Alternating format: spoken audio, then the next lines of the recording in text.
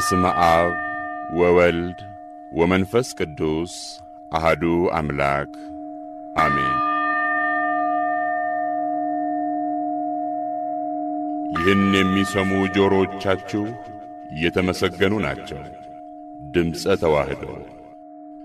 ተዋህዶ የኢትዮጵያ ኦርቶዶክስ ተዋህዶ ቤተክርስቲያንን ትምህርተ ሃይማኖት፣ ሥርዓተ እምነትና ክርስቲያናዊ ትውፊትን የሚያስተምር የሬዲዮ መርሃ ግብር ነው። ድምጸ ተዋህዶ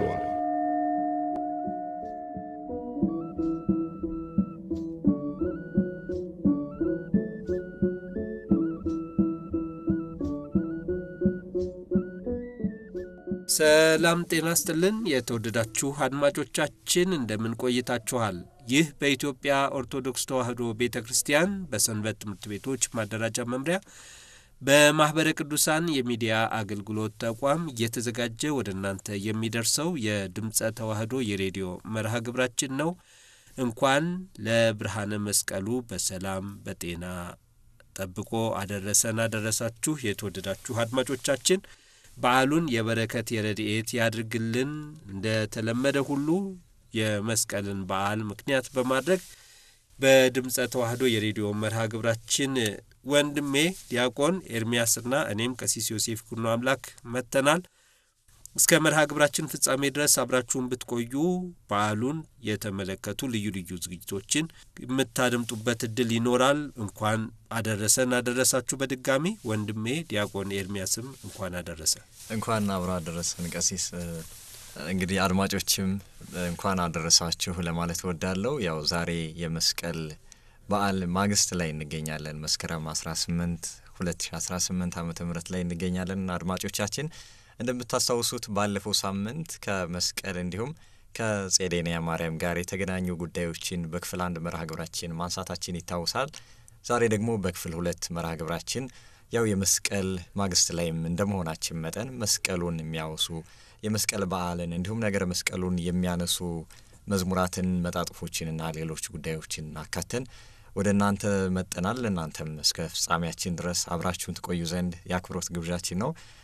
ቀሲስ እንኳን አደረሱት። እርሶንም እንግዲህ የመስቀል በዓል እንዴት አለፈ?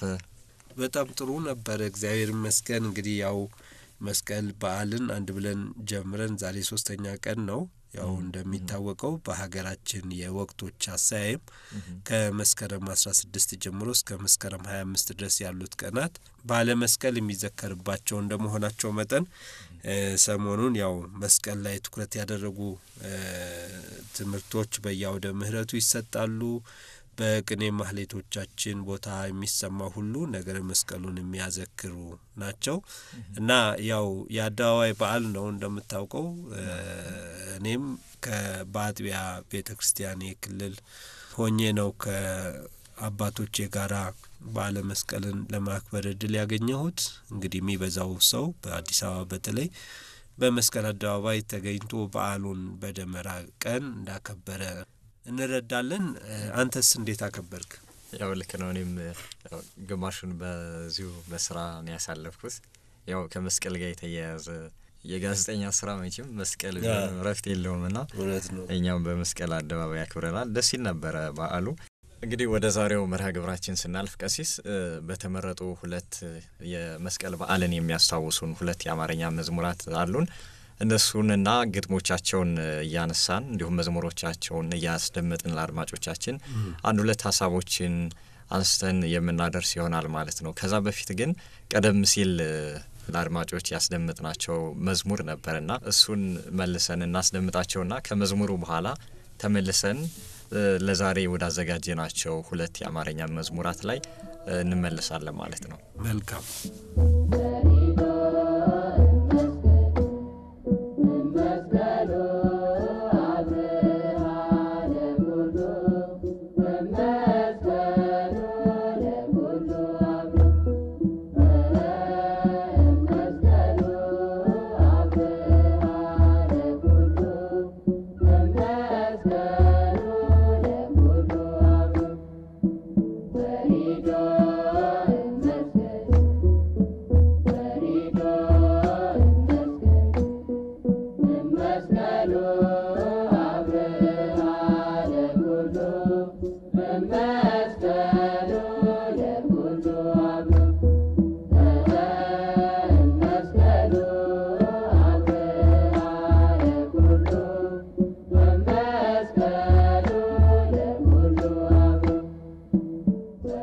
ከመዝሙሩ ተመልሰናል። አድማጮቻችን አብራችሁን እንዳላችሁ ተስፋ እናደርጋለን። ወደፊትም አብራችሁን ስለምትቆዩ እጅግ ያመሰግነን። አሁን ዛሬ ወደ አዘጋጅንላችሁ የተመረጡ መዝሙራት እንለፍና እንግዲህ ዛሬ ካዘጋጀናቸው ሁለት መዝሙራት ውስጥ አንዱ የሊቀ መዘምራን ይልማ ኃይሉ መዝሙር ነው ብርሃን ወጣ የሚለውና በዚህ ላይ አንድ ሁለት ሐሳቦችን እናነሳለን። ቀሲስ መልካም ቀሲስ እንግዲህ ቀደም ብዬ ከሐሳቡን ከማንሳታችን በፊት ግጥሙን ለአድማጮች ላድርስና እንዲህ ይላል ግጥሙ። ብርሃን ወጣ ከመስቀሉ የሚያንጸባርቅ የአምላክና የሰው ልጆች እውነተኛ እርቅ ደስ ይበለን በትንሳኤው ብርሃን እልል እንበል በአንድነት ሆነን ተነሳለን መድኃኒታችን ይላል። ይህ የመጀመሪያው የግጥሙ አዝማች ነው ማለት ነው። በዚህ ላይ ቀሲስ ሐሳብ ይኖረውታል መቼም በዚህ ላይ ያለውን ሐሳብ እንደው ምንድነው የሚያስተላልፍልን ምንድነው የሚያስተምረን ይህ መዝሙር የሚለውን አንድ ሁለት ይበሉን። መልካም እንግዲህ የወንድማችን ሊቀ መዘምራን ይልማ ኃይሉ በቁጥር 2 የመዝሙር አልበሙ ላይ ካሳተማቸው ዝማሪያት አንዱ በነገረ መስቀሉ ላይ ትኩረት ያደረገው ይሄ መዝሙር ነው እና እንግዲህ ይሄ መዝሙር በመጀመሪያው ዘማች ላይ የሚነግረን መስቀል ለ300 ዓመታት ያክል ከሰው ከመመናን አይን እንዲሰወር ግፈኞች የክርስቶስ ጠላቶች የመስቀል ጠላቶች አይሁድ ያደረጉትን ሴራ ተከትሎ በእግዚአብሔር ፈቃድ በንግስት ሌኒ ትጋት ከ300 ዓመታት በኋላ ከተቀበረበት ከሰዎች እይታ ለመሰወር ታስቦ ከነበረበት ሁኔታ ሲወጣ በምን አኳኋን እንደወጣ የሚገልጥ የሚያሳይ ነው እና ይህ የመስቀሉ አወጣጥ ምንን እንደሚመስል ምን እንደሚያስረዳ ያሳያል። ታሪኩን ኩነቱን በደንብ እንድንረዳ እድል የሚሰጥ መዝሙር ነው ማለት ነውና ከመስቀሉ ብርሃን መውጣቱ እንግዲህ የጌታችን መስቀል መሆኑን ከሌሎቹ ሁለት ሽፍቶች መስቀል የተለየበት የክርስቶስ መስቀል እሱ መሆኑን እንድንረዳበት እድል ያገኘንበት ኩነትን ነው የሚያስገነዝበን ዘማሪው በዝማሬው ውስጥ ማለት ነው እና ይሄ በምንድነው የክርስቶስ መስቀል የታወቀው ሲባል ሁለት ጉዳዮች በታላላቅነት ይነሳሉ። አንደኛ ሙታንን አንስቷል፣ ድውያንን ፈውሷል፣ ገቢረ ተአምራት አድርጓል ማለት ነው። ሁለተኛ ደግሞ ብርሃን ፈንጥቋል። በክርስቶስ መስቀል ላይ ታላቅ ብርሃን ወጥቷል እና ያንን ነው የሚነግረን ብርሃን ወጣ ከመስቀሉ እያለ እያወጀ የሚጀምርልን ከተቀበረበት ሲወጣ እንዲሁ በግርማ ሞገስ መውጣቱን ነግሮን ይጀምራልና የሚያንጸባርቅ የጨለማን አጋንንትን የሚያርቅ ብርሃን መውጣቱን ከመስቀሉ ከክርስቶስ መስቀል ይናገራል። እንግዲህ ክቡር ዳዊት በመዝሙሩ አስቀድሞ ክርስቶስ ከወለዱ ከ1000 ዓመታት ቀደም ብሎ የነበረ አባት እንደሆነ እንረዳለን። ክቡር ዳዊት በመዝሙር መጽሐፉ ላይ ከቀስት ፊት ያመልጡ ዘንድ ለሚፈሩህ ምልክትን ሰጣቸው ብሎ ለምእመናን ትዕምርተ መስቀል የመሰጠቱን አጋንንትን እንዲያርቁ ከቀስተኞች ከአጋንንት ከሚናደፉ ሰውን እድል ከሚያሰነካክሉ ከአጋንንት ኃይል እንዲያመልጡ ድል እንዲነሱ መስቀልን ትዕምርት ምልክት አድርገህ ሰጣቸው ብሎ የእግዚአብሔርን ምስጋና ያበዛል ይናገራል ክቡር ዳዊት። ያንን ነው እንግዲህ የሚያንጸባርቅ ድልን የሚሰጥ ኃይልን የሚሰጥ መሆኑን የሚገልጥ ነውና በዚህ በመስቀሉ ደግሞ ምን ተደረገ ብለን ስንል እዛው ላይ አስከትሎ የእግዚአብሔርና የሰው ልጆች እርቅ መፈጸሙ።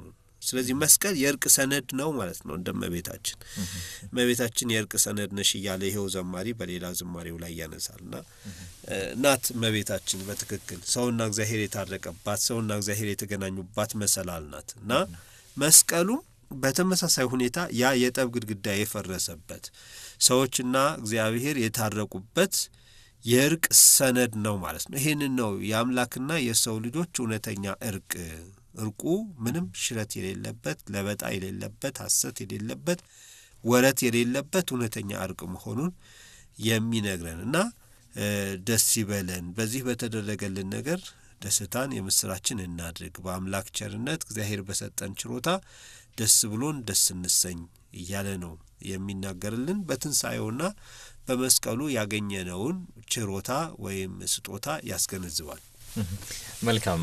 በተለይ እያንዳንዱ ነገር ያነሳል። በመስቀል የተፈጸመልን ነገር መስቀሉ ራሱ ያደረገልንን ነገር ያነሳል ይህ መዝሙርና ቀጥሎ ያለው ዘማቹም ስናየው ከዚሁ ጋር የተገናኘ ነገሮችን ነው የሚያነሳው። ዘማቹን ላንብበውና ወደ ሐሳቡ እናልፋለን። መልካም። ከፊት ለፊት በመሳሉ የመስቀሉ ነገር የሚወደው ሐዋርያ የወንጌል መምህር ዮሐንስም ስቅለቱን በማየቱ አለቀሰ እስከ ዕለተ ሞቱ ቢያሰቅቀው ሞቱ ግርፋቱ ይላል። ይህ የመዝሙሩ ዘማች ነው፣ የመጀመሪያው ዘማች ማለት ነው። እንግዲህ እዚህ ላይም በተለይም ዮሐንስና አምጥቶ ቁጽረ ገጽ ሆኖ 70 ዓመት ሙሉ መኖሩን ያስታውሰናል። የሚወደው ሐዋርያ የወንጌል መምህር እንደነበረም እዚሁ ላይ ያነሳልና ቦታውን ሁሉ ነገረ መስቀሉ ላይ ወይም ደግሞ ልክ ከመቤታችን ጋር እስከ መጨረሻ ድረስ መቆየቱን አንስቶ እዚህ ላይ የሚገልጽበት ነገር አለና ወደ እርሶ ልለፍ ቀሲስ። አዎ በጣም ጥሩ ነው።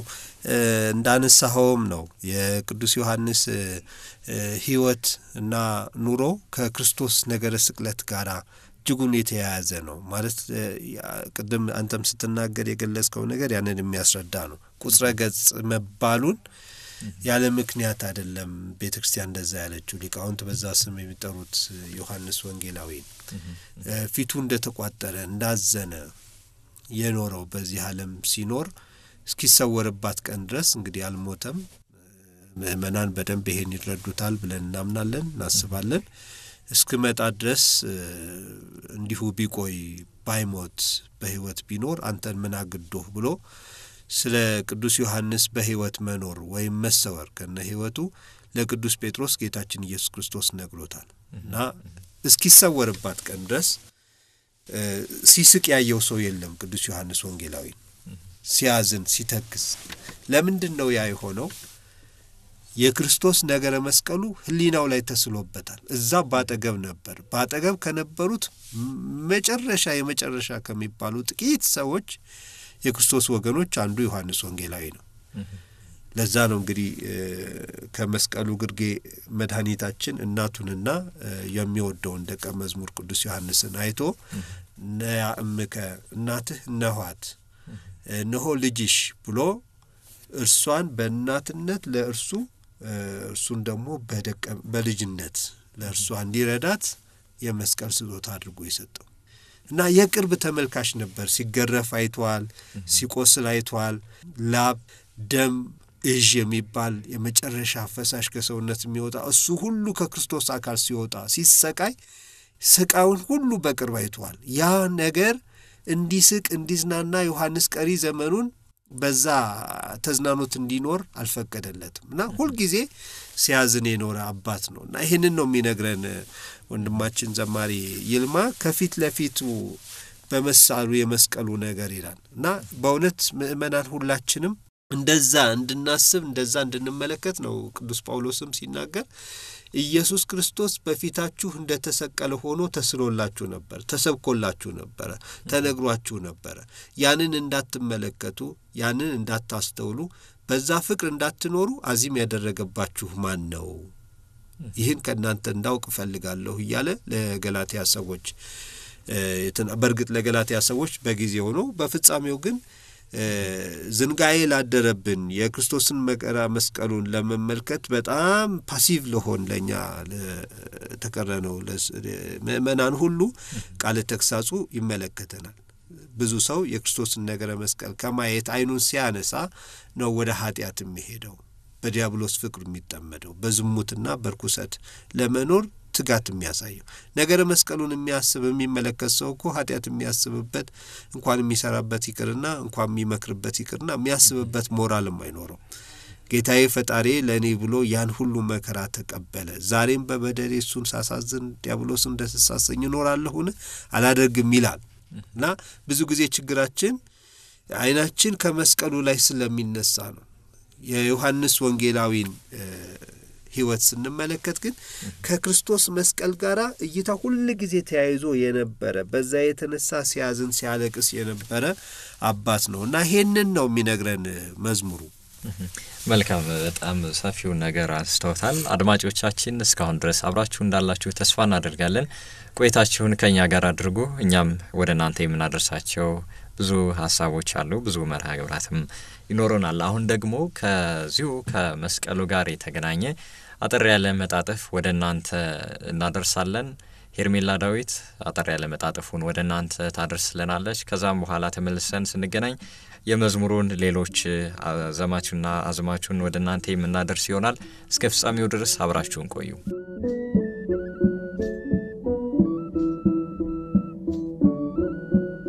መስቀል የተመሳቀሉ ሁለት ነገሮች የተጣመሩበት ሲሆን ባንዱ ረጅም ባንዱ በኩል አጠር ያለ የአማርኛውን ተፊደልን ይመስላል።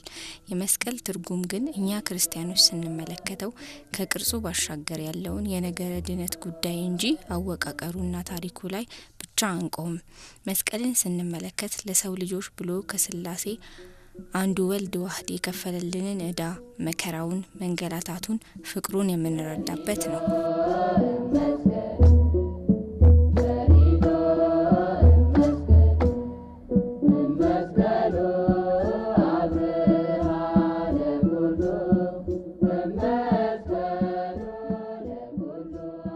መስቀል በብሉይ ኪዳን የመስቀል ምልክት ሆነ መስቀል በብሉይ ኪዳን የራሱ የሆነ ቦታና ወክልና አለው።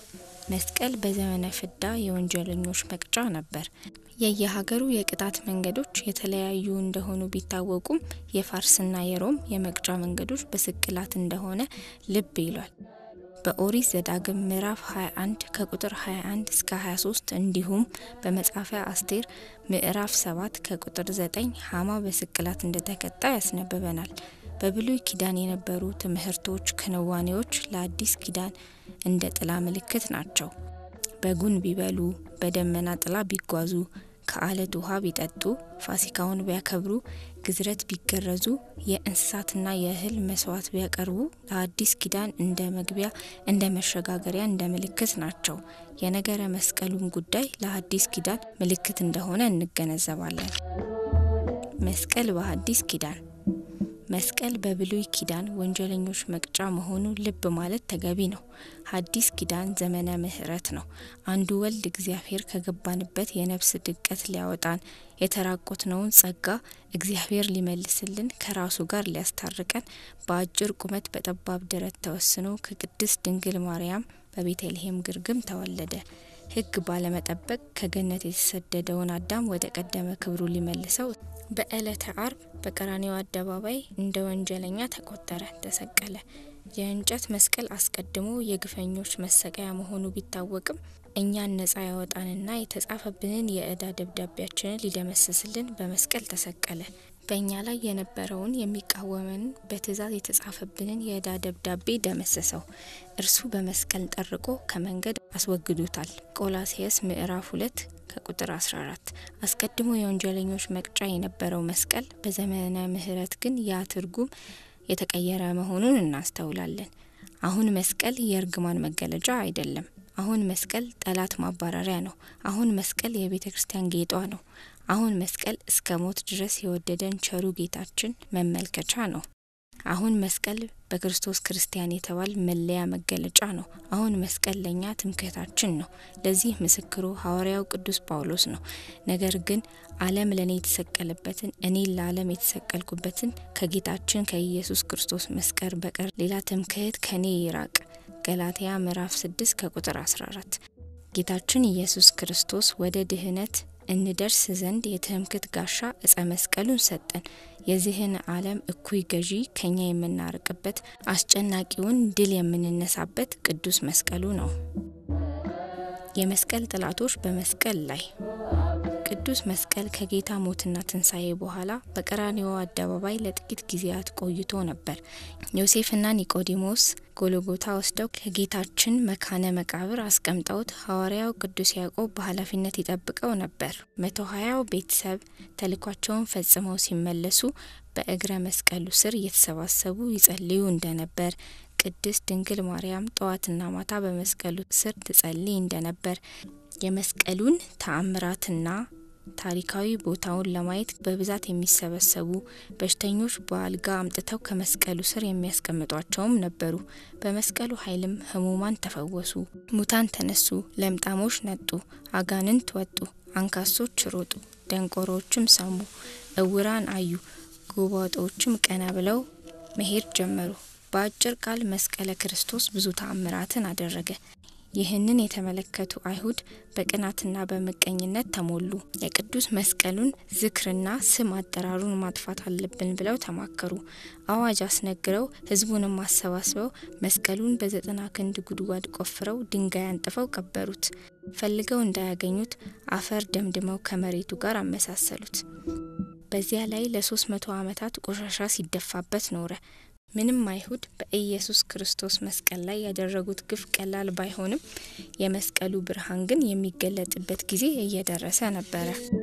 የመስቀሉ መገኘት ቅድስት እሌኒ በባዕድ ሀገር በማያምኑ ሰዎች እጅ በወደቀች ጊዜ አምላኬ ሆይ ከአሕዛብ ሀገር አውጥተህ ለሀገሬ ብታበቃኝ አይሁድ የቀበሩትን መስቀል አወጣለሁ ብላ ስዕለት ተሳለች። ከዘመናት በኋላ ስዕለቷ ደረሰ። ልጇ ቆስጠንጥኔዎስም ነገሰ። እሷ ወደ ኢየሩሳሌም አመራች። እንደደረሰችም ቦታውን ታፈላልግ ጀመር። መስቀለ ክርስቶስ ከተቀበረ 300 ዓመታት በመቆጠሩ ዘመኑ ስለበዛ መስቀሉ የተቀበረበትን ትክክለኛ ቦታ ለማወቅ ተቸገረች። ከአረጋውያን አይሁድ አንዱ ኪራኮስ የተባለ ሽማግሌ ይዛ ፍለጋዋን አጠናከረች። በመጨረሻም መስቀሉ የተቀበረበትን ስፍራ አመላከታት። ይሁን እንጂ ጥቆማው ጥርት ያለና በትክክል መስቀሉ ያለበትን ተራራ ሳይሆን በርቀት ካሉ ኮረብቶች አንደኛው እንደሆነ ብቻ ነገራት። በራእይ ከተገለጸላትና ከአረጋዊ ሰው በተረዳችው መስቀሉ ያለበት ትክክለኛ ስፍራ ለመለየት የአካባቢው ሰው እንጨት፣ ካህናት ነጭ ዕጣን እንዲያመጡ አደረገች። ከዚህም በኋላ ደመራ አስደምራ ጸሎት አስደርጋ የተደመረውን በእሳት ብታያይዘው የዕጣኑ ጢስ ወደ ሰማይ ወጥቶ ተመልሶ መስቀሉ ወደ ተቀበረበት ትክክለኛ ስፍራ አመለከተ። ይህም ዕለቱ መስከረም 16 ነበር። በፈቃደ እግዚአብሔር መስቀሉ ከተቀበረበት ለማውጣት ቅድስት እሌኒ መስከረም 17 ቁፋሮውን ባስጀመረች በ6ኛ ወሩ ፍለጋውን በስኬት አጠናቃለች። ይኸውም መጋቢት 10 ቀን ነው። በዚህ ቀን መስቀለ ክርስቶስ እንደ ፀሐይ ያበራ ወጣ። ይህ የደስታ በዓል ዛሬ በሀገራችን በስፋት የሚከበረው በመስከረም 16 ምሽትና በመስከረም 17 ቀን ነው። በነገራችን ላይ የመስቀል በዓል ከመጋቢት 10 ወጥቶ በመስከረም 17 እንዲከበር የመደረጉ ምክንያት በአብይ ጾም በዓላት እንዳይከበሩ ቀኖና ቤተክርስቲያን ስለሚያዝ ነው። ቅዱስ መስቀሉ ወደ ኢትዮጵያ መቼና እንዴት መጣ? ቅዱስ መስቀሉ የእግዚአብሔር ፈቃድ ሆኖ በአጼ ዳዊት ዘመነ መንግስት መስከረም 10 ወደ ኢትዮጵያ ገብቷል። ቅድስት ቤተክርስቲያን ይህንን ዕለት አጤ መስቀል ብላ ታከብረዋለች። ቅዱስ መስቀሉ ወደ ሀገራችን ከገባ በኋላ መስቀሉ የሚያርፍበትን ቦታም አመላከታቸው። መስቀሌን በመስቀለኛ ቦታ አኑር በማለት የት ማኖር እንዳለባቸው ከተነገራቸው በኋላ በመስቀለኛው የግሸን ተራራ ላይ በክብር ተቀምጧል። የመስቀል በዓል አከባበር በኢትዮጵያ ኦርቶዶክስ ተዋሕዶ ቤተክርስቲያን ከመስከረም 16 እስከ መስከረም 25 ድረስ ያሉት ቀናቶች የክርስቶስ መስቀል የሚዘከርባቸው ወይንም የሚታሰብባቸው ዕለታት ስለሆኑ ሳምንቱን በሙሉ መስቀል ተብሎ ይጠራል። በእነዚህ ቀኖች ውስጥ የሚዘመሩት ያሬዳዊ መዝሙሮች የመስቀልን ክብር የሚያስገነዝቡ ናቸው። እናት ቤተክርስቲያን ጊዜን ሰፍራና ለክታ ለበዓሉ ትርጉም ከየመጽሐፍቱ ሰጥታ አምላኳን ስታመሰግን ኖራለች ትኖራለችም። ቤተክርስቲያን የመስቀልን በዓል የምታከብረው ተቀብሮ ከ300 ዓመታት በኋላ መገኘቱን ምክንያት በማድረግ ነው። በሀገራችን ቅዱስ መስቀሉ መኖሩን ደግሞ በዓሉን የጎላ ያደርገዋል። በዓሉ በአደባባይ የሚከበር በዓል ስለሆነ ከቅዱስ ፓትርያርኩ ጀምሮ ብፁዓን አበው ሊቃነ ጳጳሳት፣ ሊቃውንተ ቤተክርስቲያን፣ ካህናትና መዘምራን እንዲሁም ህዝበ ክርስቲያኑ ይሳተፋሉ። በዓሉን የሰላም፣ የፍቅር፣ የበረከት ያደርግልን። ቅዱስ መስቀሉን አጥር ቅጥር አድርጎ ይጠብቀን። አሜን። ከመጣጥፉ ተመልሰን ተገናኝተናል። አድማጮቻችን መጣጥፉን ላቀረበችልን ለሄርሜላ ዳዊት ቃለ ሕይወትን ያሰማልን። አሁንም እዛው የሊቀ መዘምራን ይልማ ኃይሉ መዝሙር ላይ ነው ቆይታችን። አድማጮቻችን አሁን ሁለተኛው ዘማች ላይ እንገኛለን። ዘማቹን ላንብበውና እንደተለመደው ወደ ሐሳቡ እንገባለን። ሞኝነት ነው ለሚጠፉት መሰናከያቸው፣ በዓለም ጥበብ ለሚኖሩ እውነት ተስኗቸው፣ ለጠቢብ ሰው በመንፈስ ለሚኖረው የመዳን ቀን እውነተኛ አርማ ነው፣ ከገሃነመ እሳት የሚያድን ነው ይላል የዘማቹ ግጥም ማለት ነው። እንግዲህ የመስቀሉ ነገር ለሚጠፉት ሞኝነት ለኛ ለምንድነው ግን የተባለ የተነገረው ነው እዚሁ ላይ ያነሳው መዝሙሩ በመዝሙሩ ወይም በግጥሙ ላይ ማለት ነው። በተለይም ደግሞ መስቀል አርማችን እንደሆነ ቀደም ሲልም እንደ ቀሲስ እንዳነሱት መስቀል መመኪያችን አርማችን እንደሆነ ወይም ደግሞ መለያችን እንደሆነ እንደተነገረም እዚሁ መዝሙር ግጥም ላይ ሰፋ አድርጎ ያነሳዋል ማለት ነው። እንግዲህ ቀሲስ ደግሞ እዚሁ ላይ ተጨማሪ ኖሮታል መቼም ሰፋ አድርገው እንደሚያዩትም ተስፋ አድርጋለሁ። ወደርሶ ልምጣ። እግዚአብሔር ይስጥልኝ ቃለ ሕይወት ያሰማልን ወንድማችን ዲያቆን ኤርሚያስ ትክክል ነው። እንግዲህ መስቀል በክርስቲያኖችና በኢክርስቲያኖች በሆኑ ሰዎች መካከል ምን ትርጉም አለው? የመስቀል ትርጉም ልዩነቱ እንዴት ይታያል የሚለውን ነገር ደግሞ እዚህ ጋር ይነግረናል። ቅዱስ ጳውሎስ የመስቀል ጠላቶች ከሆኑ ሰዎች ፈቀቅ እንድንል እያለቀሰ በእውነት ይሰብከናል፣ መልእክት ይጻፈልናል። ለምንድነው እንደዛ የሚለው? ለምንድነው ብለን ስንል የክርስቶስን ውለታ የክርስቶስን ፍቅር በመስቀል ላይ የከፈለውን ካሳ የሚያስረሱ ስለሆነ ነው። እነሱ ስለ መስቀል ያላቸው ትርጉም ሐሳብ የተለየ ነው። በአጠቃላይ ለማያምኑ ሰዎች ኢአማን ያልሆኑ ሰዎች መስቀል ሞኝነት ነው፣ ቂልነት ነው፣ ተሸናፊነት ነው። ለክርስቲያኖች ግን የእግዚአብሔር ኃይል ነው። ምክንያቱስ በማሸነፍ ሳይሆን ይሄ የዚህ ዓለም ፎርሙላ ነው። ድል የሚገኘው በመሸነፍ ነው። በክርስቲያናዊ ምግባር በፍቅር መሸነፍ ነው። ራሱ ቅዱስ ጳውሎስ ይሄንን እንዴት ብሎ ገለጠው? ይገርማል። በሮሜ መልእክቱ ምዕራፍ 12 ከቁጥር 9 እስከ 13 ስናነብ የሚያሳድዷችሁን መርቁ፣ ለሚረግሟችሁ ጸልዩ እያለ ከገለጠ በኋላ ጠላት ቢራብ አብላው፣ ቢጠማ አጠጣው፣ ይህን በማድረግ በራሱ ላይ የእሳት ፍም ትከምራለህ አለና ክፉን በመልካም አሸነፍ እንጂ በክፉ አትሸነፍ ይላል። ክፉን ዲያብሎስን የምናሸንፈው የዲያብሎስን ሐሳብ የሚያመጣውን አካል የምናሸንፈው በፍቅር በመሸነፍ ነው። ያ መሸነፍ ግን አሸናፊነት ነው ይላል። በመሸነፍ ውስጥ ያለ አሸናፊነት። ይሄ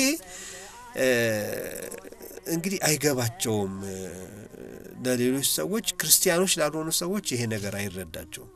በመውደቅ ውስጥ መጣል አለ።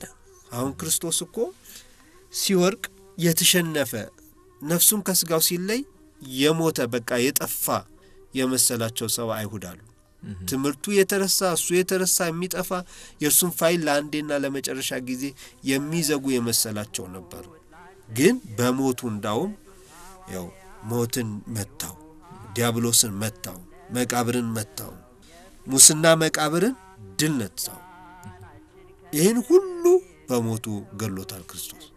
ለዛ ነው ሊቁም በቅዳሴ ላይ ለሙታን ሕይወትን ይሰጣቸው ዘንድ ሞተ፣ ሞትን ይሽረው ይገለው ዘንድ ሞተ ብሎ የተናገረ እና የመስቀሉ ቃል ለሚጠፉት ለማያምኑት ሰዎች ለነርሱ ምንድነው? ሞኝነት ነው፣ ቂልነት ነው አለ ቅዱስ ጳውሎስ። አዎ እንደሱ ነው። ለኛ ግን የእግዚአብሔር ኃይል ነው፣ መዳን ነው ብሎ ተናግሯል። በአንደኛ ቆሮንቶስ መልእክቱ ምዕራፍ 1 ቁጥር 18 ላይ የመስቀሉ ኃይል እንደዛ ነው። መስቀሉ ለኛ እንደዛ ነውና ለሚጠፉ ሰዎች አለ በዝማሬው ላይ ይሄ ወንድማችን ዘማሪ ይልማ ለሚጠፉ ሰዎች ሞኝነት ነው፣ መሰናከያ ነው መስቀል። ራሱ ክርስቶስም እኮ እኔ በዓለም ላይ ሰላምን ለማምጣት የመጣው አይምሰላችሁ፣ ሰላምን ለማምጣት የመጣው አይደለም ጦርነትን እንጂ አንድነትን ለማምጣት አይምሰላችሁ አለ። በአንድ ቦታ ላይ ለያይ ዘንድ ነው እንጂ ባልን ከሚስት ልጅን ከናት አባት ለያይ ዘንድ መጥቻለሁ ብሎ በእርሱ ምክንያት መለያየት እንደሚደረግባቸው ተናግሯል። ነውም ደግሞ ስለ ክርስቶስ ፍቅር ስለ እግዚአብሔር ፍቅር ከገዛ ቤተሰባችን ሁሉ እንድንለይ ታዘናል። ለሃይማኖታችን ለአምልኳችን ፈተና የሚሆኑ ከሆነ እንድንለይ ራሱ ጌታችን ሲያዝ ምን አለ? ከኔ ይልቅ እናቱን ወይም አባቱን ሚስቱን ወይም ባሏን ልጁን የሚወድ የምትወድ ለኔ ልትሆን ወይም ለኔ ሊሆን አይቻለውም ብሎ ተናግሯል። ለዛ እኮ ነው አብርሃምን ከእናት አባትህ ቤት ተለይተህ እኔ ወደ ማሳየህ ምድር ውጣ ከነርሱ ተለይ ብሎ ያዘዘው። ስለዚህ ስለ ክርስቶስ ፍቅር ስለ እግዚአብሔር ፍቅር መለየት ይኖራል ማለት ነው። ይሄ ግን ለዓለማውያን ግልጥ አይደለም፣ ለኢያማንያን ግልጥ አይደለም። ለነርሱ የሚገባቸው ምንድነው? ቂልነት፣ ሽንፈት፣ ኋላ ቀርነት ወዘተረፈ ነው። ለክርስቲያኖች ግን የእግዚአብሔር ኃይል ነው፣ ማዳን ነው መስቀሉ። መሸነፍ አይደለም፣ ድል መንሳት ነው። በመውደቅ ውስጥ መነሳት፣ በመውደቅ ውስጥ ድል መምታት መኖሩን በአምላካችን በስቅለቱ በሞቱና በትንሳኤው ተረድተናል። መልካም እንግዲህ እዚህ ላይ እኔ እንኳን ምጨምር የለኝም፣ በጣም ሰፋ ያለውን ሐሳብ አንስተውታል። ወደ ቀጣዩ ወይም ደግሞ ወደ መጨረሻው ዘማች እንለፍና የመጨረሻው ዘማችም ከቀደም ሲል ካነሳ ነው ከወንጌላዊ ከቅዱስ ዮሐንስ ጋር የሚገናኝ ነገሮችን ያነሳል። ግጥሙ እንደዚህ ይላል። እስከ መሞት ያልተለየው ቅዱስ ሐዋርያ ለዮሐንስ የወንጌል ሰው የፍቅር ባለሙያ ምስጋናችን ከምድር ይድረሰው እንድናለን በሰጠው ምሳሌው ሰዎች ሁሉ እንከተለው ይላል። እንግዲህ ይህ የመጨረሻው ግጥሙ ነው። ቀደም ሲል እንዳየነው ስለ ዮሐንስ ሐዋርያን ስለ ወንጌላዊ ዮሐንስ የመስቀሉን ነገር በአይምሮ ውስጥ ተስሎበት ለስንት ዘመናት ምን ያክል አመታት ወይም ደግሞ ዘመኑን ሙሉ ቁጽረ ገጽ ሆኖ እንደኖረ ያየንበት ግጥም ነው። ያሁኑ ግጥም ደግሞ የርሱን በረከት የኛ ከርሱ በረከት እኛም ተሳታፊዎች የምንሆንበትን እንዲሁም ደግሞ የኛ ምስጋና ከምድር ይድረሰው ይላል። እኛ ስናመሰግነው ለርሱ የሚጨመርለት ነገር ኖሮ ሳይሆን ለርሱ በተሰጠው ጸጋ እኛ በረከት እንደምናገኝበት ያነሳበት ነገር አለና እስከ ሞት ድረስ ያልተለየው የዚህ ቅዱስ ሐዋርያ አሁንም ደግሞ አንስቶታል። እዚሁ ላይ ቀሲስ እንግዲህ እርሶም ሰፋ አድርገው እንደሚያዩ ተስፋ አደርጋለሁ። ወደ እርሶ ልምጣ። እንግዲህ እስካሁን ድረስ እንለው የነበረ ነገር ነው። በመሃል በመስቀሉ አማካይነት የተደረገልን ነገር እንድናነሳ፣ እንድናስብ፣ እንድናዘወትር ለኛም ይነግረንና ቀድሞ መንደርደሪያው ላይ የዮሐንስን ጉዳይ ያነሳበትን አውድ መልሶ ለአጽኖ ነገር በሚመስል መልኩ ያነሳል ማለት ነው ዘማሪው ወንድማችን። እንግዲህ ዮሐንስ እስከ መሞት ድረስ የተባለው ዮሐንስ ቅድም እንደተናገርነው በሞተ ስጋ አልተወሰደም። እስከ መሞት ድረስ ያልተለየው ቅዱስ ሐዋርያ ሲል ክርስቶስ በስጋው ሞትን እስኪቀምስ ድረስ አልተለየውም። ሌሎቹ ተለይተዋል። እንግዲህ ፍርሃት አድሮባቸዋል። ክርስቶስ በተያዘ ጊዜ ሁሉም ተበታትነዋል። ዮሐንስ ግን የፍቅር ባለሙያ የሚያሰኘው ቢገሉኝም ይግደሉኝ በከራ ቢያደርሱም እንኳን በእኔ በክርስቶስ እንኳን ባንደበቱ ሐሰት በሰውነቱ ክፋት ባልተገኘበት በርሱ እንኳን ያ ሁሉ መከራ እየደረሰ እኔ ይሄንን እንትልል አልችልም ከተለዋለው ፈጣሪን ብሎ እስከ መጨረሻ ድረስ የተከተለ መሆኑን ይነግረናል፣ ያሳየናል። ክርስትናም ደግሞ በእውነት እንዲህ መሆን አለበት። አንዳንድ ጊዜ በሰርግ ቤት ብቻ የሚገኙበት በዶክመንት ሰርግ ቤት ብቻ የሚገኙበት አይደለም። ክርስትና በዕለተ ዓርብ መገኘት ይፈልጋል፣ መጽናት ይፈልጋል። ለዛ ነው ሐዋርያው በጊዜውም አለጊዜውም ጽና ብሎ የተናገረ። በጊዜውም ማለት ምንም መከራ በሌለበት፣ አለጊዜውም ማለት ደግሞ መከራ ባለበት፣ ክርስትናን መከተል ጭንቅ በሆነበት፣ ክርስትናን መግለጥ ጭንቅ በሆነበት ሰዓት እንኳን በሃይማኖትና ሃይማኖቱ በሚያስተምረው ምግባር ጸንቶ መገኘት እንደሚገባ ያዛል። እና ዮሐንስ ያንን ትእዛዝ ነው በህይወቱ የፈጸመው። ትእዛዘ ክርስቶስና ፍቃደ እግዚአብሔር የተስማሙለት ሐዋርያ ነው ቅዱስ ዮሐንስ። የጽሑፍ ሐዋርያ ብቻ አይደለም ቅዱስ ዮሐንስ፣ ወይም ደግሞ በቃሉ ስብከት ሰብኮ የተመለሰ ብቻ አይደለም። በተግባር አብነት ምሳሌ ሆኖ ለደቀ መዛሙርቱም በየዘመናቱ ለምንነሳ የመንፈስ ቅዱስ ልጆቹ ምእመናንም በትክክል ዮሐንስ ወንጌላዊ እስከ ሞት ድረስ ክርስቶስን ባለመለየት የተከተለ ሰው ነው። እንደ ሌሎቹ ደቀ መዛሙርት አልሆነም። ዮሐንስ በጭንቅ ጊዜ የጭንቅ የመከራ ጊዜ ጓድ ሆኗል ማለት ነው ክርስቶስ።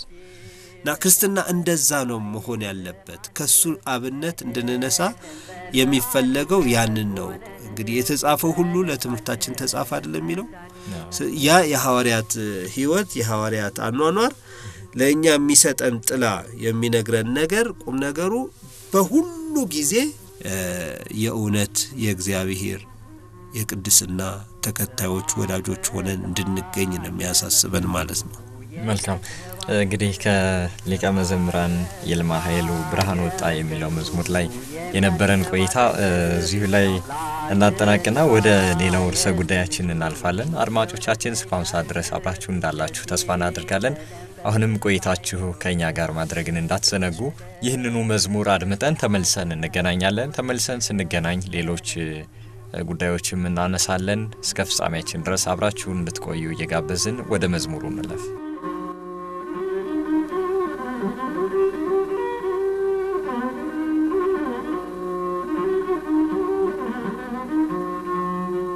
ከፊት ለፊት በመሳሉ የመስቀሉ ነገር የሚወድህ ሐዋርያ የወንጌል መምህር ዮሐንስም ስቅለቱን በማየቱ አለቀሰ እስከ ዕለተ ሞቱ ሊያሰቅቀው ሞቱ ግርፋቱ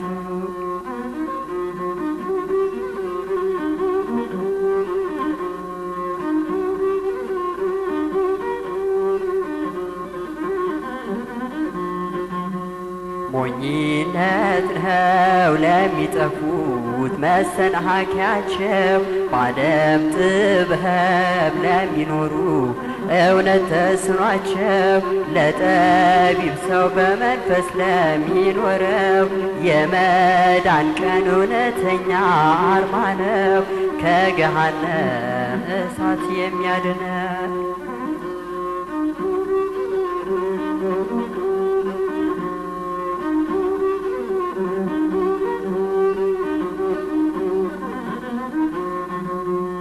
ብርሃን ወጣ ከመስቀሉ የሚያንጸባርቅ ብርሃን ወጣ ከመስቀሉ የሚያንጸባርቅ የአምላክና የሰው ልጆች እውነተኛ እርቅ ደስ ይበለን በትንሣኤው ብርሃን እልል እንበል በአንድነት ሆነን ተነሳልን መዝሙሩን አድምጠን ተመልሰናል አድማጮቻችን ለሊቀ መዘምራን ይልማ ኃይሉ ዝማሬ መላእክትን ቃለ ሕይወትን ያሰማልን ቀሲስ እንግዲህ አሁን ደግሞ ቀደም ሲል መግቢያችን ላይ እንዳስተዋወቅ ነው በሁለት የተመረጡ የአማርኛ መዝሙራት ላይ ነበር ሐሳብን የምንሰጠው አሁን ሌላኛው መዝሙራችን ነገረ መስቀሉን የሚያነሳው እዚህ መዝሙር ላይ ደግሞ በተለይ የንግስት ሌኒን ታሪክ በስፋት የሚተርክልን ነው መስቀሉ በምቀኞች ተቀብረው እንደነበረ በንግስት ሌኒ እንደወጣ ተሰውሮ ለዘመናት እንደቆየም ታሪካዊ የክርስቶስ ሕያው መስቀል ይኸው ተገለጠ በክብር በግሩም ኃይል ያለ የሚያነሳልንን መዝሙር ነው ወደ አድማጮቻችን የምናደርሰው ይህ መዝሙር እንግዲህ በማህበረ ቅዱስ ፊልጶስ ዘማሪያን እንደተዘመረ ይታወቃል ዛሬም ድረስ ሕያው ቃሉን እየመሰከረልን እያስተማረን የሚገኝ መዝሙር ነው ከመዝሙሩ ውስጥ አንድ ሁለት ዘማቾቹን አንስተን ያው ካለን ሰዓት አንፃር ሙሉን ማድረስ ስለማንችል አንድ ሁለት ዘማቾቹን አድርሰን ብንጠቅልለው ይሻላል መሰለኛል ካለን ሰዓት አንፃር ማለት ነው አንድ ሌላም ዝግጅት አለ በወንድማችን አብርሃም ታደሰ የሚቀርብ ልክ ነው ስለዚህ የመዝሙሩን ከመዝሙሩ ውስጥ እንደው አድማጮቻችን ቢሰሙት ቢያውቁት ቢያሰውኩት ከአዝማቹ ውስጥ ያለውን አንድ እንትን ላንብብና ወደሱ እንለፍ ምን ቢተባበሩ ምቀኞች ቢጥሩ ቅዱስ መስቀሉንም ሸሽገው ቢሰውሩ አልቻሉም ሊያጠፉት ምን ቢተባበሩ ይላል ይሄኛው በጣም አይሁድ በመቀኝነት መቅበራቸውን አጉልቶ የሚያሳይ ነገር ነውና እሱን እናንሳ እስኪ አው ለወንድሞቻችን ለማህበረ ቅዱስ ፊልጶስ ዘማሪያን እግዚአብሔር አምላካችን ዝማሬ መላእክት ያሰማልንና በእውነት ግሩም ዝማሬ ነው ሁልጊዜ በዓለ መስቀል በመጣ ቁጥር በእኛም ስቱዲዮ ለአድማጮች ከሚጋበዙ የአማርኛ ዝማሪያት መካከል አንዱ ነው።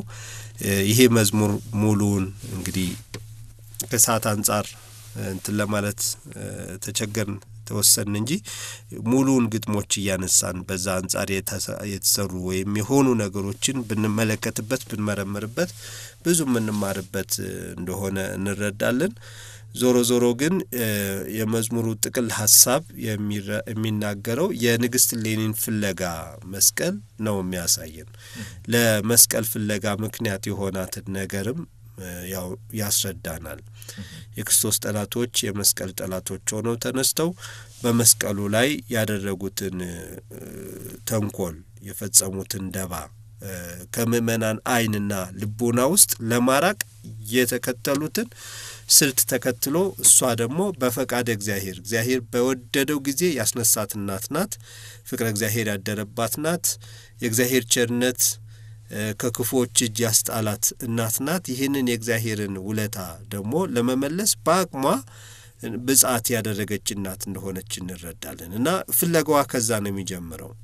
ከዚህ መከራ ከዚህ ችግር ወጥቼ በሰላም ወደ ሀገሬ ብመለስ ልጄም ወደ ክርስትና ሃይማኖት ቢመጣልኝ እኔ የጌታዬን መስቀል ፈልጌ ካለበት ከተሰወረበት አውጥቼ በመቅደስ ውስጥ እንዲኖር አደርጋለሁ የሚል ብጻት ወይም ስዕለት ገብታ ነበርና ያን ተከትሎ የተደረገላት ናት። እንግዲህ እግዚአብሔር በጊዜው ሁሉን ያደርጋል። እግዚአብሔር ስራውን ይሰራ ዘንድ ጊዜ አለው። አይቸኩልም፣ አይዘገይም። በጊዜው ነው ሁሉን የሚያደርገው። እና እቺን እናት አስነስቶ በዚች እናት ውስጥ የምናያቸው ብዙ ነገሮች አሉ። በእውነት ጀግና ናት፣ ቅድስት ናት። ይቺ እናት ባለ ብዙ ትጋት ለሁላችንም ተምሳሌት ናት። እሌኒ ብቻዋን አንድ ትልቅ ቤተክርስቲያን ናት። የእግዚአብሔር ማደሪያ ናት። በትክክል ብዙ ነገሮች ገጥሟታል። ምንም ወደ ኋላ ሳያስቀራት ግን በትዕግስትና በጽናት ሆና የጌታን መስቀል ያወጣች እናት ናትና ክርስቶስ የመስቀል ጠላቶች የሆኑ አይሁድና ተረፈ አይሁድ ምን ቢተባበሩ መስቀሉን ከሰው አይን ከሰው ህሊና ለመሰወር ምን ተባብረው ምን እቅድ አውጥተው ለዘመናት በቆየ የቆሻሻ ክምር ውስጥ ወይም የመከመር ስርዓት ውስጥ ያቆዩትን ለመደበቅ ለመሰወር ያቆዩትን ነገር እሷ ግን በትጋት ውስጥ 6 ወር በሞላ ፍለጋዋ ኃይለ እግዚአብሔር ረድቷት ያንን ከተቀበረበት መስቀሉን ለማውጣት የመቻሏን ነገር ነው የምንረዳውና መዝሙሩ ላይም አንተም ቅድም ባነሳው የመዝሙሩ አዝማች ወይ ዘማች ላይ ያለው የተጻፈው ስንኝም የሚነግረን ያንን ነው። ምን ቢተባበሩ ምቀኞች ቢጥሩ ቅዱስ መስቀሉንም ሸሽገው ቢሰውሩ አልቻሉም ሊያጠፉት ምን ቢተባበሩ የሚል ነውና የሐመፀኞች የኃጢያተኞች ትብብር ወይም አንድነት ምንም ኃይል ቢሆን ትንሽ የእግዚአብሔር እውነት ትንሽ የእግዚአብሔር ብርሃን ብን አድርጎ ያጠፋቸዋል። ለዛ ነው ክቡር ዳዊት በመዝሙሩ ልጄ ሆይ ኃጢያተኞች ብዙ ናቸው ብለህ ከነሱ ጋር መተባበርን አትውደድ የሚላል ምክራለና ምን ቢበዙ ከአንዲት ጽዋ ከአንዲት ጋን አይበልጡ ትንሽዬ እፍታ ያጠፋቸዋል።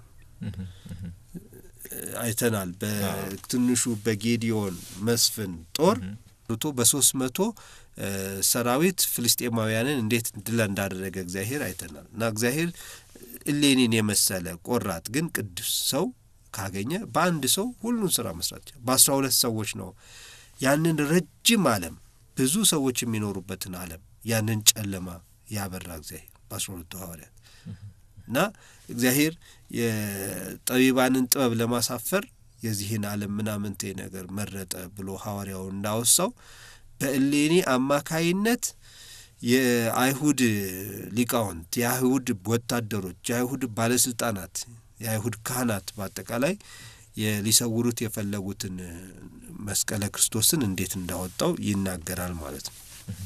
አው ልክ ነው። በጌታችን ራስኩ ያለኔ ምንም ልሰሩ አትችሉም ብሎ ነግሮናልና እዚህ ላይ የምናየው እርሱን ነው።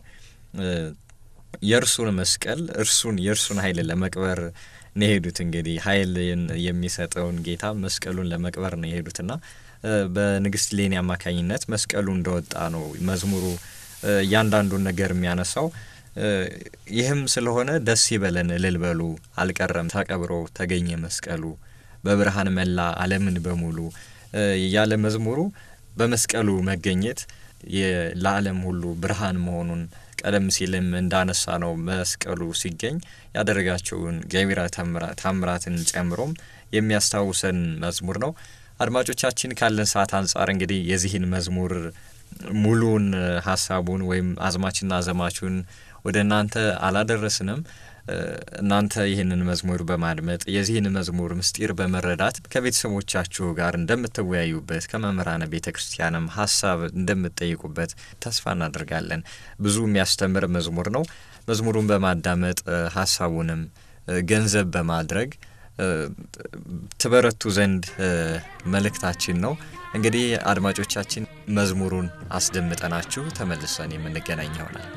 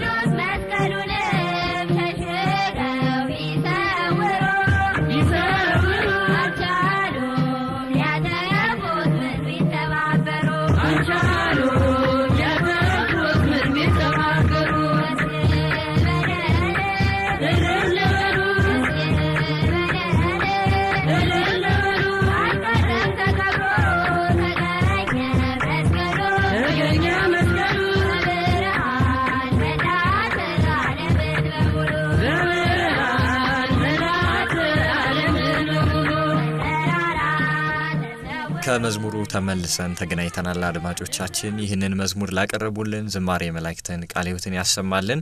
አሁንም ቆይታችን ወደ እናንተ መድረሱን እንደቀጠለ ነው። አሁን ደግሞ በድምጸ ተዋህዶ ሬዲዮ አዘጋጅ ቀሲስ ዮሴፍ ይኩኖ አምላክ አዘጋጅነት አብርሃም ታደሰ አጠር ያለ መጣጥፍ ያቀርብልናል። እሱን መጣጥፍ ተከታትለን ተመልሰን እንገናኛለን። እስከ ፍጻሜያችን ድረስ አብራችሁን ቆዩ።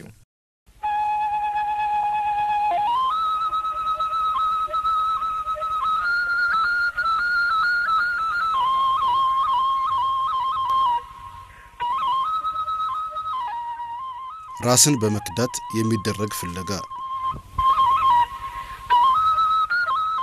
መድኃኒታችን ኢየሱስ ክርስቶስ እርሱን ለመከተል የሚደረግ ፍለጋን ምንን ማስቀደም እንዳለበት ሲገልጥ ሊከተለኝ የሚወድ ቢኖር ራሱን ይካድ መስቀሉንም ተሸክሞ ይከተለኝ ብሏል። ማቴዎስ 16:24። እንኳን ለብርሃነ መስቀሉ በሰላምና በጤና አደረሳችሁ። በመላው ዓለም ሆናችሁ በልዩ ልዩ የመገናኛ አውታሮች ይህንን ዝግጅት የምትከታተሉ አድማጮቻችን የቅዱስ መስቀሉ ሀብተ ረድኤት አይለያችሁ እንላለን። መስቀል ጥንተ ጠላት ዲያብሎስ የተዋረደበት ባህረ ሲኦልና ሞት የተሸነፈበት እኛ የሰው ልጆች ነፃ የወጣንበት የእርቅ ሰሌዳ ነው። በዕፅ የሞተው አዳምን ሕይወተ ትንሣኤ ሊያድለው እግዚአብሔር ወልድ በዕፀ መስቀል ተሰቀለ።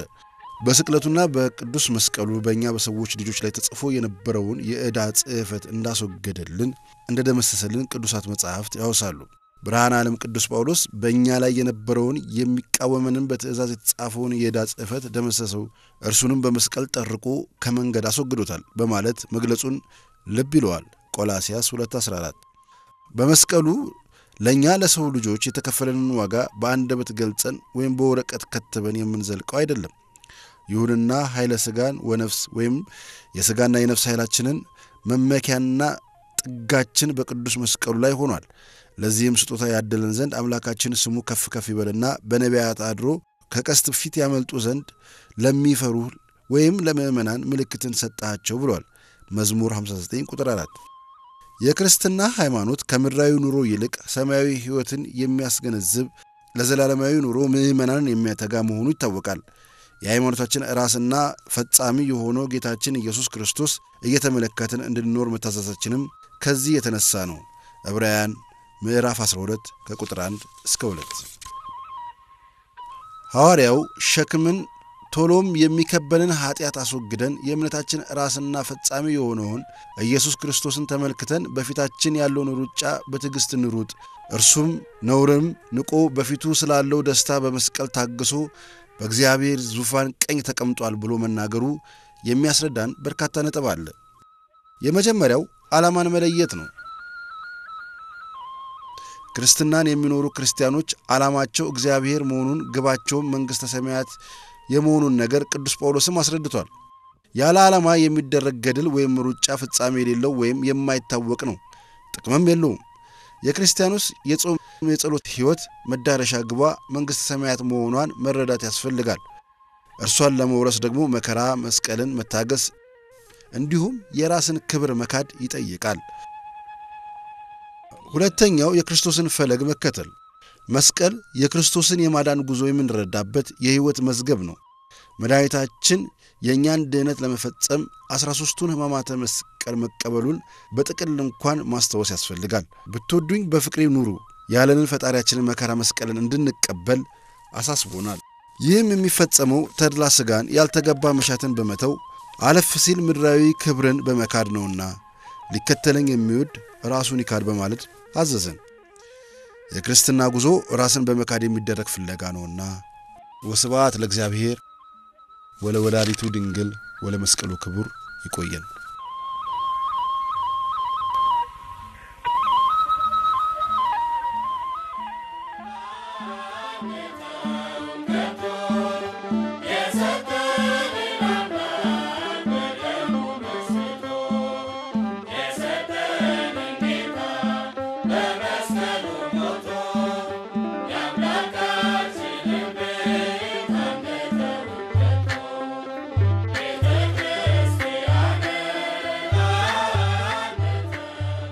ዝማሬውን ያቀርቡልን ላሉ ዘማሪያን እህት ወንድሞቻችን ዝማሬ መላእክትን ቃለ ሕይወትን ያሰማልን። ዝማሬውን እንመለስበታለን። እንግዲህ አድማጮቻችን ካለን ሰዓት አንፃር ባለፈው ክፍል 1 እንዲሁም በዛሬው ክፍል 2 ነገረ መስቀሉን እንዲሁም ባሳለፍነው ሳምንት ከቅድስት ማርታ ወይም ከጼዴንያ ማርያም ጋር የተገናኙ ጉዳዮችን አንስተን ወደናንተ በተከታታይ 2 ክፍላት ያቀረብነው መሰናዶ የስካሁኑን ይመስል ነበር። ቀሲስ ከመሰናበታችን በፊት ምናልባት የማጠቃለያ መልእክት ካለው እድሉን ልስጥ። እሺ፣ እግዚአብሔር ይስጥልኝ። በድጋሚ በመላው ዓለም ሆናችሁ በልዩ ልዩ የመገናኛ አውታሮች ይህንን የሬዲዮ መርሃ ግብራችንን የምታደምጡ ኦርቶዶክሳውያን ክርስቲያኖች እንኳን ለ2018 ዓመተ ምህረት የበዓለ መስቀል በሰላም አደረሳችሁ ማለት እወዳለሁ። ከዚሁ ጋር አያይዤ ግን መስቀል እንዳይዘነጋ በህይወታችን መስቀልን ሁሉ ጊዜ ይዘን መጓዝ አለብን ሲል እንደሚያስፈልገን አምላካችን ያዘዘንን ሁሉ ጊዜ ልንተገብረው ያስፈልጋል። እንግዲህ ክርስቶስ ቅድምም በመጣጥፉ ወንድማችን አብርሃም አስተውልናል። እኔን ሊከተለኝ ወይም የኔ ሊሆን የሚወድ ሰው ቢኖር ራሱን ይካድ መስቀሉንም ተሸክሞ በኋላ ይከተለኝ ብሎ ማለቱ ከመስቀል የሚለይ ክርስትና እንዳንኖር እንዳንይዝ ለማሳሰብ ነው። ያለ መስቀል ክርስትና የለም። መስቀልን የሚዘነጋ መስቀልን የሚክድ መስቀልን የሚያጠራጥር ክርስትና የለም። እንዳውም በዓለም ላይ መስቀል ከተለየን መከራ ከተለየን ችግር ስለ ክርስቶስ መከራ መቀበል ከተለየን መጠራጠር እንዳለብን ነው መምህራን የሚያሳስቡን።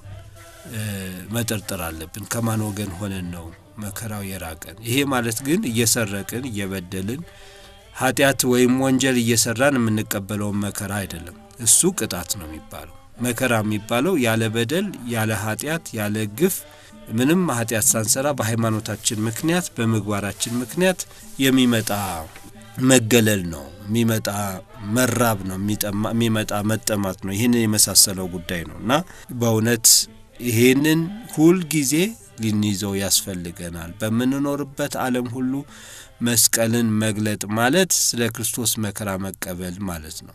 ይሄ ያስፈልገናልና በሃይማኖታችን ምክንያት ከጊዜ ወደ ጊዜ እየሰፋ የመጣው ረሃብ፣ ስደት፣ መከራ፣ መገለል፣ አለመፈለግ እነዚህን ሁሉ ነገሮች ስናይ ተስፋ መቁረጥ ሳይሆን የበለጠ በአምላካችን ፈቃድ ውስጥ እየኖርን መሆናችንን እያስተዋል በጽናትና በትዕግስት በጸሎት ጭምር ይህንን ልናልፈው ይገባል ለማለት ነው የምወደው። ምናልባት ዲያቆን ተጨማሪ ሐሳብ አንተም ብትሰጥ መልካም። በተለይ ከመስቀል ጋር ያነሱት ሐሳብ በጣም ህይወታችንን መመርመር ያለብን ወይም ደግሞ እኛና መስቀሉ ብለን በነጽጽር ለናይ እኛ የት ነው ያለን? መስቀሉስ ምንድነው? የመስቀሉ ዓላማ ምንድነው? በመስቀል የተከፈለልን ምንድነው ብለን እንድናስብ የሚያደርግ ነው ያስተላለፉት መልእክት። ምናልባት እዚህ ላይ እኔ ብዙም ተጨማሪ አይኖረኝም። ከአድማጮቻችን ጋር በዚሁ ብንሰነባበት መርጣለሁ። ምናልባት አድማጮቻችን እስካሁን ድረስ አብራችሁን ቆይታ ስታደርጉ ብዙ ነገሮችን እንዳገኛችሁበት ብዙ ቁም ነገሮችንም እንደገበያችሁ ተስፋ እናደርጋለን። በተከታታይ 2 ክፍላት ያቀርብንላችሁ መሰናዶ ነገረ መስቀሉን ወይም የመስቀል በዓልን በተመለከተ ያዝንላችሁ መርሃ ግብር ይህንን ይመስል ነበር። በቀጣይ ሳምንት በሌላ መሰናዶ በሌላ መርሃ ግብር እስከምንገናኝ ድረስ ሰላም እግዚአብሔር ከሁላችን ጋር ይሁን። ቀደም ሲል ያስደመጥናችሁ ዝማሬ ይቀጥላል። እኛ ከወዲሁ ተሰናበትናችሁ። ሰላም ነው። የእግዚአብሔር አብ ጸጋ፣ የእግዚአብሔር ወልድ ፍቅር፣ የእግዚአብሔር መንፈስ ቅዱስ አንድነት ቸርነት፣ የእመቤታችን የቅድስት ድንግል ማርያም ወላዲተ አምላክ አማላጅነት፣ የቅዱሳን አባቶቻችንና እናቶቻችን በረከታቸው ድል የማትነሳ ጥርጥር የሌለባት ንጽሕት ቅድስት ተዋሕዶ እምነታቸው በእኛ ላይ ጸንታ ትኑር ለዘላለሙ አሜን።